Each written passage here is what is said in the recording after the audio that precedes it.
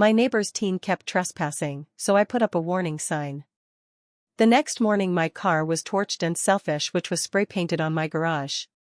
I collapsed to my knees as his mother screamed, "This is what you deserve for targeting my son." But when I checked my doorbell footage, what I saw wasn't her son. I'm a 44-year-old woman. Divorced.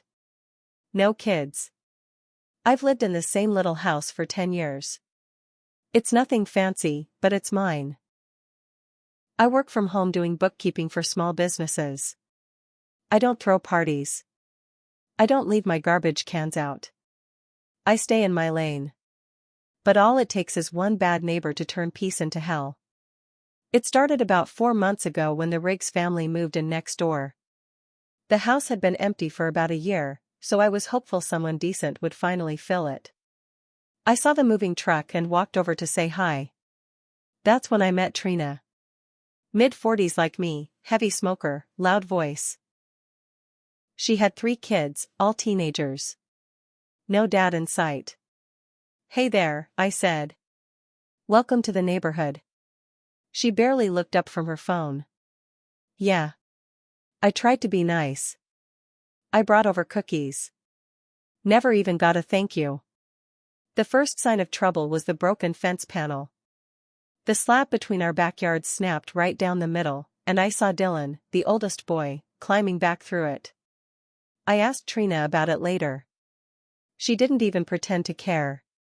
"You sure that wasn't already busted?" she said, lighting a cigarette on her porch. "We haven't touched your little fence." I bit my tongue. Then Dylan started crossing through my yard. I get it, my property backs up to the main road, so cutting across saves a minute or two. But it's still my yard. At first it was quick. But then he started hanging around. One morning, I looked out and saw him standing behind my shed.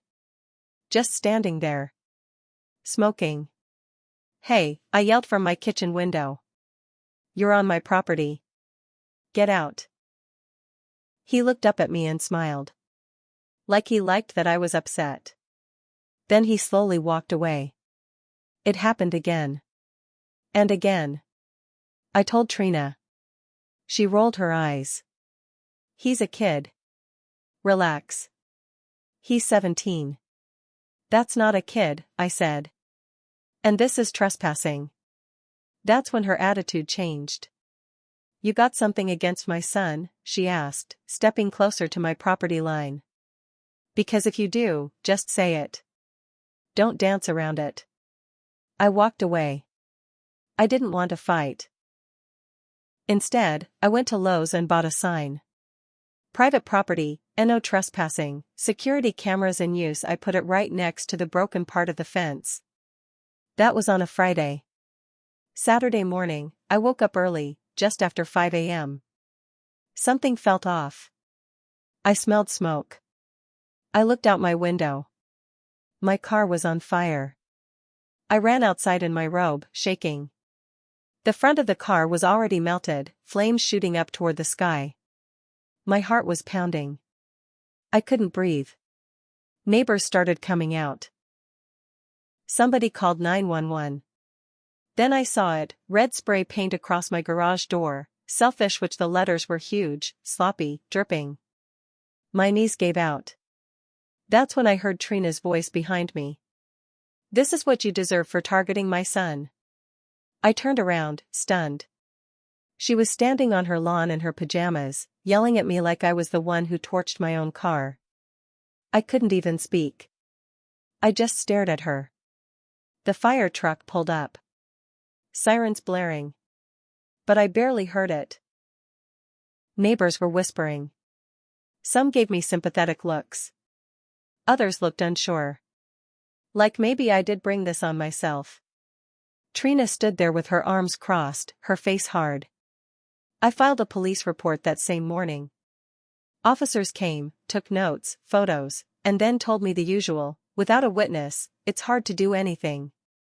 But I had something better than a witness. I had a doorbell camera. That afternoon, I sat on my couch with a blanket around me and pulled up the footage. What I saw chilled me. It was about 3:48 a.m. I saw someone walking across my front yard in dark clothes. Hood up. Black pants. A gas can in one hand, spray paint in the other. At first, I assumed it was Dylan. But when the person turned toward the camera, I froze. It wasn't Dylan. It was Trina. Her face was in plain view for a second. She didn't even try to hide it. She spray painted the garage door, then dumped gas on my car and lit it. Then she ran back across the yard like nothing happened. I just sat there staring at the screen, shaking. She screamed at me, blamed me for going after her son, cried like some victim, but she was the one who did it. I sent the footage to the police immediately. They said they'd look into it. That was it. No arrest. No charges. Days passed. Nothing. I called for updates. Left voicemails. No one got back to me. I went down to the station in person. They told me the footage wasn't conclusive enough for arson. That the angle wasn't clear. That I should consider getting a better security system. I felt sick. Like the world was upside down. She destroyed my car, vandalized my home, made me look like the crazy one, and got away with it. That's when I decided I wasn't going to just take it. She thought she was untouchable. She wasn't.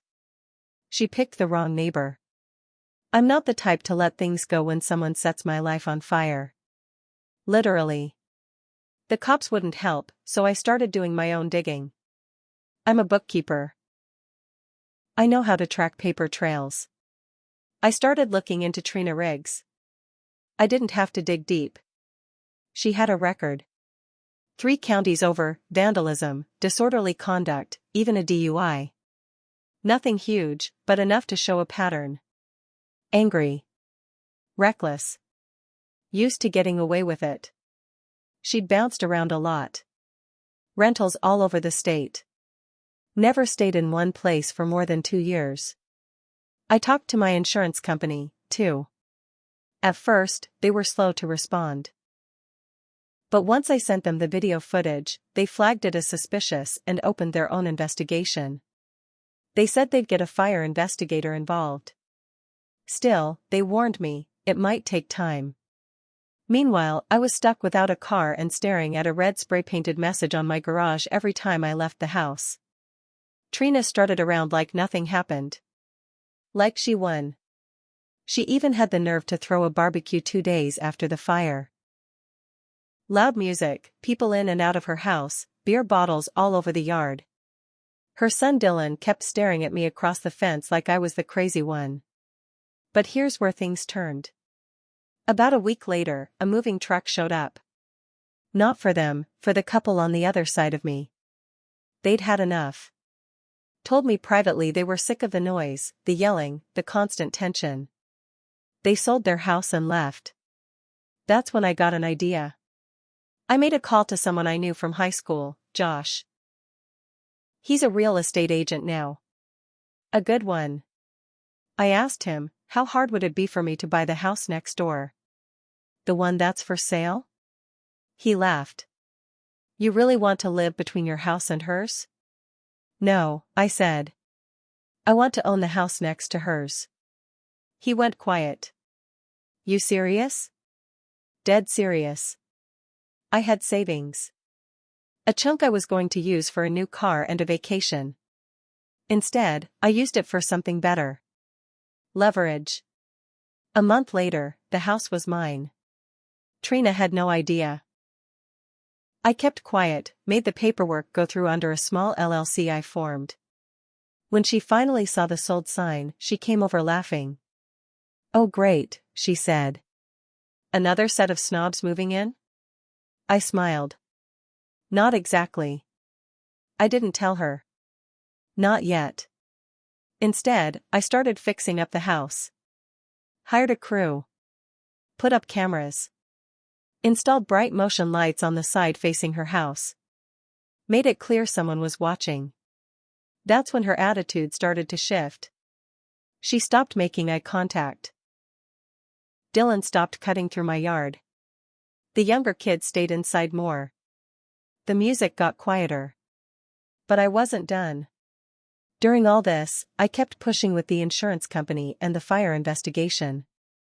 I also filed a small claims suit against Trina for property damage and emotional distress. She laughed when she got served. That footage doesn't prove a damn thing, she told me. But she was wrong. Because I didn't stop at the doorbell footage. I'd installed an old trail camera behind my shed after the first few times Dylan loitered there. I forgot all about it until I checked the memory card. It caught her from a different angle the night of the fire. Her face. Clear as day. Same hoodie. Same gas can. Lighting the fire. Then turning and running right past my shed. I nearly dropped the camera when I saw it. This was solid. I turned it over to both the police and the insurance company. This time, they couldn't deny it. The insurance company called me a few days later. Their investigator confirmed arson. They were forwarding the findings to law enforcement. Now Trina was in real trouble. But she didn't know it yet. And while all this was building, something else happened. Late one night, around 2 a.m., I heard whispering outside my house. I peeked through the blinds. 2 figures, teenagers, trying to yank my sign down again. Laughing. I turned on the floodlights. They bolted. I checked my cameras. It wasn't Dylan. It was 2 boys from down the street. Kids I didn't even know. Trina was recruiting other kids now to mess with me. She was spreading lies, saying I was dangerous, that I was trying to get her son arrested for nothing. That's when I realized.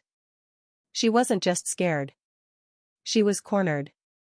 And when people like her get cornered, they get desperate. I had to be smart. I had to stay ahead of her.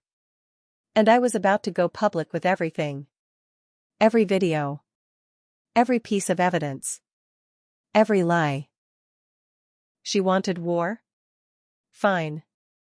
But she had no idea just how far I was willing to go. About a week after I caught those 2 teens on camera trying to rip my sign down, something weird started happening. People in the neighborhood stopped talking to me. Not everyone, but enough to notice. Mrs. Daly across the street used to wave every morning. Now she just turned and walked inside when she saw me. The couple 2 doors down that once asked me to dog sit suddenly forgot to invite me to the block cookout. I knew something was going around. Some kind of rumor. And I was pretty sure who started it. Trina. I found out how bad it had gotten when I went to pick up a prescription at the local pharmacy. The cashier, a young girl I didn't recognize, looked me up and down and said, "Oh, you're the one who tried to get that poor kid arrested." I froze. I didn't respond. I just walked out and sat in my car. My new car, which I had to lease because the insurance company was still sorting out my claim. Back home, I checked social media. I don't use it much, but I pulled up the local community Facebook group. And there it was. A long post from someone named T. Riggs, complaining about a hateful neighbor who's been harassing her son, and how some people in this town only pretend to care about mental health until a boy like mine is targeted. The post had over 300 comments. Some supportive. Some skeptical. But enough people believed her to make my life hell. I wanted to scream. She set my car on fire. She spray painted my garage. I had the footage. The proof. But she controlled the story. And that's when something else happened. A letter arrived in my mailbox, no return address. Just my name, handwritten. Inside was a single sheet of paper. Drop the lawsuit.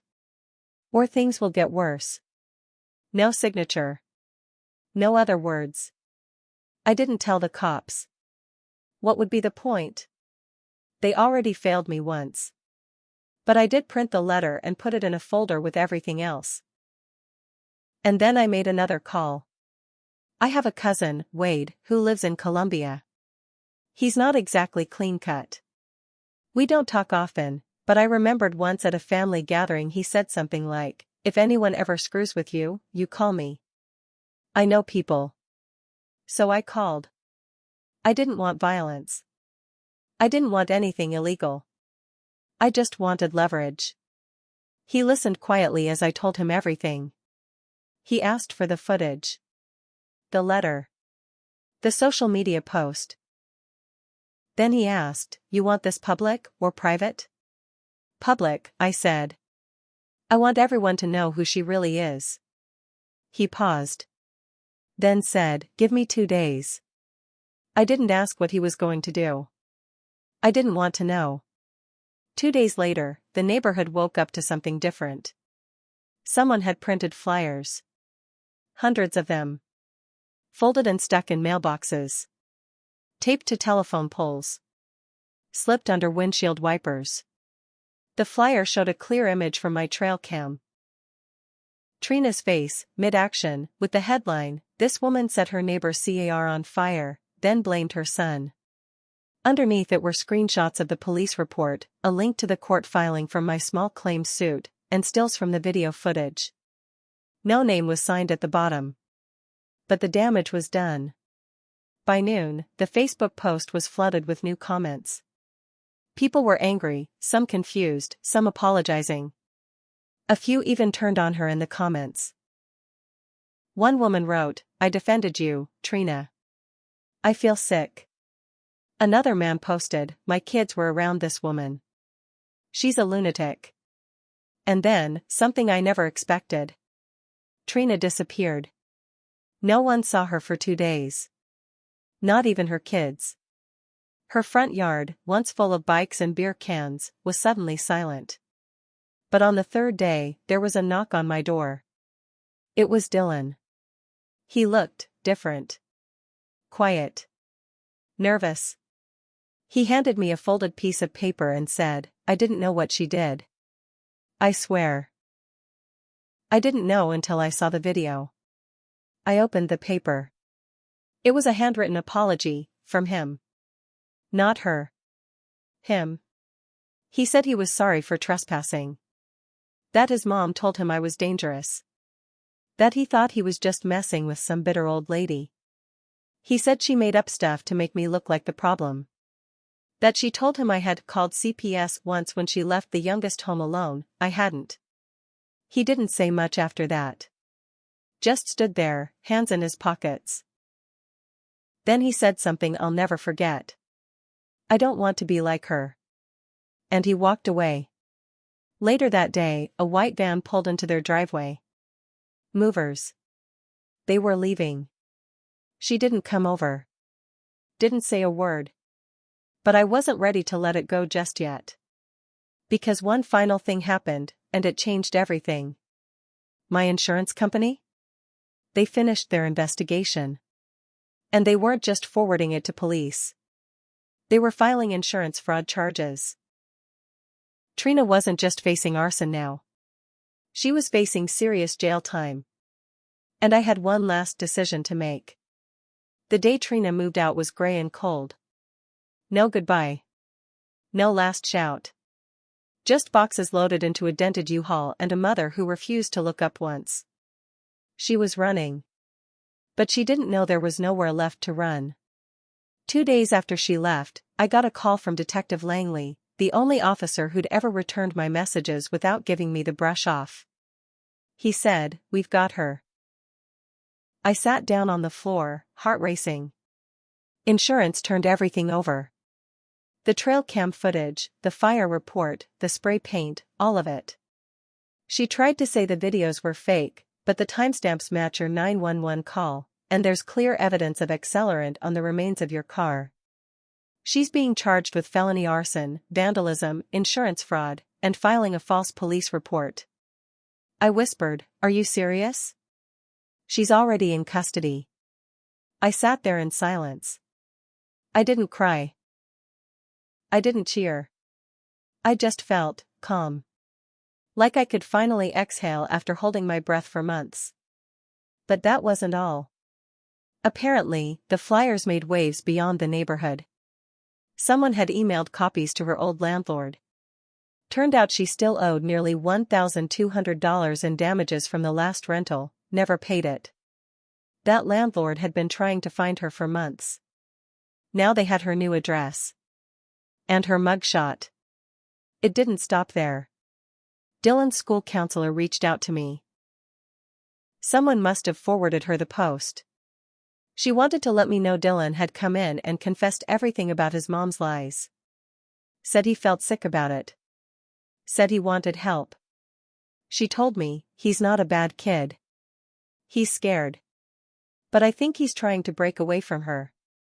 I didn't know what to say. He was part of the hell I lived through. But he was also just a kid.